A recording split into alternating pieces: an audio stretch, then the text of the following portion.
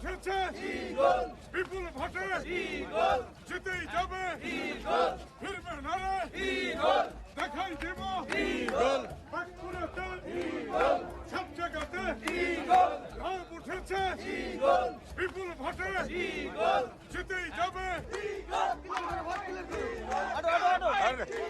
তোমার ভাই বলেন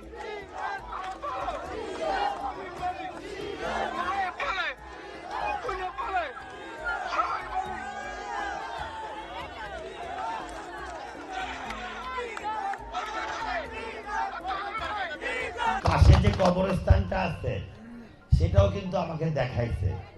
তো অতএব আমাকে আর দ্বিতীয়বার বলার দরকার নাই। আপনারা আল্লাহ যদি আমাকে আপনারা ভোট দেন, আল্লাহ যদি আমাকে এমপি বানায়, আমার মনে হয় 3 মাসের বেশি লাগবে না আপনাদের। তবে ইনশাল্লাহ আশা করি যে আজ পর্যন্ত যেখানে গেছি সবাই মনের আশা পূরণ করে আসছি। এখন অনেকে আসবে, মঞ্চে অনেক নাটক করবে, অনেক কানবে, অনেক বাজে কথা বলবে।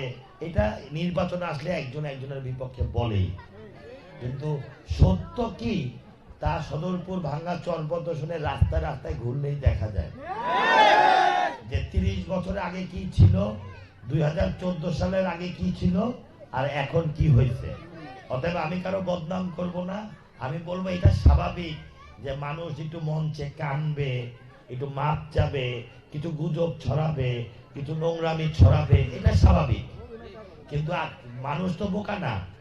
মানুষ 14 সালের আগে কি ছিল, 2014-তে আপনারা প্রথম আমারে বানাইছিলেন, তখন কি ছিল, আর তার আগে এই হেভি ওয়েট বড় বড় নেতারা কি করছে সেটা আপনারা আমার থেকে ভালো জানেন।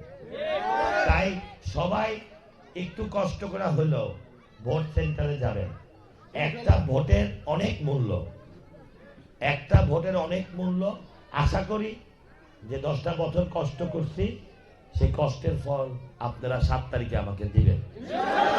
সবাইকে ধন্যবাদ। জয় বাংলা, জয় বঙ্গবন্ধু।